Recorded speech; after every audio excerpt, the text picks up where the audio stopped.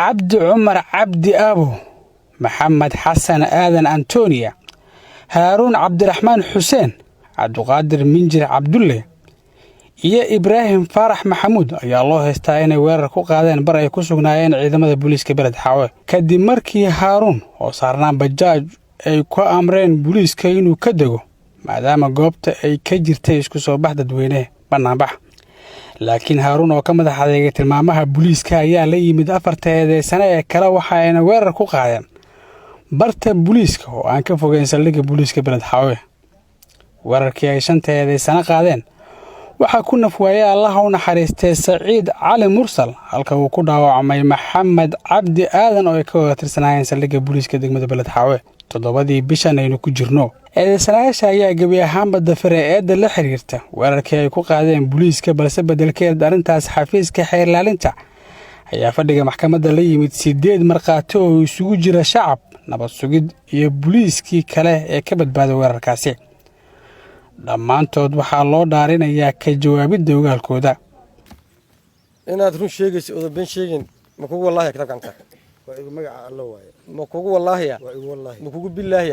ma kugu tallahi kadal labo tilaabo deg dhinacyada dacwadda ayaa si siman su'aalo u weydiiyay marqaatiyaashii maxkamadda la hor keenay aqli galahayn gacanka booliisku ay haystaan militarigu ma haysto wala kala gacan dadku fakarka uu ka haystaa yar si kale in la isu gelimaan gacan loogama sheego military si inta su'aalaha uu ka weydiinaa marka ku su'aalaha ka weydiiyay jawaabta bixi kadib committee ga aado waxaa sidoo kale halkan lagu dhageystay warbixin uu soo diyaariyay baarihii kiiska mooto bajaajan wadana meesha waa mareynay wax saas ay dheen laakiin way dafireen inay askartaas booliiska qoriyo isku qabteen ay dileen ama dhaawaceen way inkireen halka eedeysanaha labaad uu ku doodayo aan xiradan maba ka dhax bixinba xiradaana joogay qori boobaan ku qornaa uu ku doodaya laakiin taas waxba kama jirto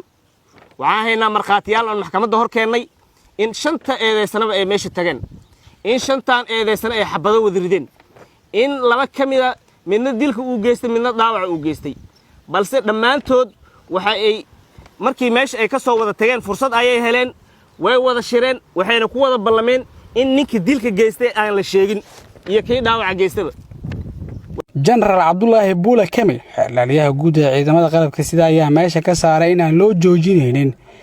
inkiraadda tiro dambi wada gashay sidaas darteedna uu codsaday dhammaantood in lagu wada xukumo ciqaab tusaale u noqoto ciidamada kale waxay aragtay maxkamadda oo la hor keenay rasaastii ay rideen oo qoriga ga'tiri ka dhacday ee ay wateen maxkamaddu waxay aragtay cadaymihii ayaga laftirkooda laga qoray oo ay isburinaya iyagoo mawduuca kaliya oo ay isku raacsan ah inay isdifaacaan oo ma arag ma urin ma yiraahdaan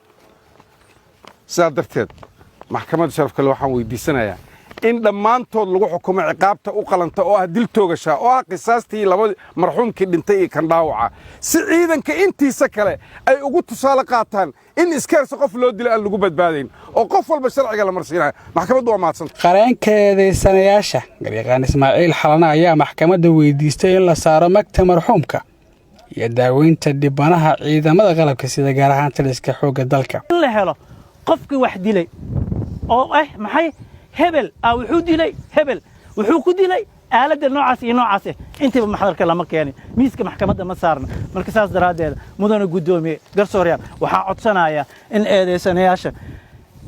ayadoon laga tagaynin xuquuqdii dadkii dhimatayna in eedeysanayaasha dambiga ay galeen la dul saaro dhammaan ciidamada qalabka waxaa dhacay waxaan aniga ka apologize ka siinaya ciidamada booliiska apologize aan ka siinaya ciidamada xoogga dalkana waxaan leeyahay arintaasi hal xalliyo si xal ah loogu gaaro meeshaasina waxay noqonaysaa 444 oo safeen ah mudana gudoomiye maxkamadda sharafta leh waa mahadsantahay fadhiga waxaa ka soo qayb galay dhammaan noocyada ciidamada ee ku sugan gobolka sida booliiska nabad sugidda iyo militariga iyo saraakiisha hoggaanka u hayso fadhiga maxkamadeed ayaa ka dhacay mid ka mid ah xarumaha ciidamada qalabka sida ee ku yaala bannaanka magaalada beled xaawo gaashaanla sare xasan cali nuur shuute gudoomiyaha maxkamadda darajada koowaad ee ciidamada qalabka sida ayaa soo xiray fadhiga maxkamadda saacado badan kadib dhageysiga garmaqalka lidka ku ahaa eedeysanayaasha kale ah cabdi cumar cabdi hurdaaye maxamed xasan aadan antoniyo haaruun cabdiraxmaan xuseen cabdiqadar minjir cabdulle qalbi dhagax iyo ibraahim faarax maxamuud intaas ayuu ku egyahay maxkamadda ayaana go'aan ka soo saaraysa wabillahi tawfiiq cabdiqaadir ciise warbaahinta qaranka baadxaw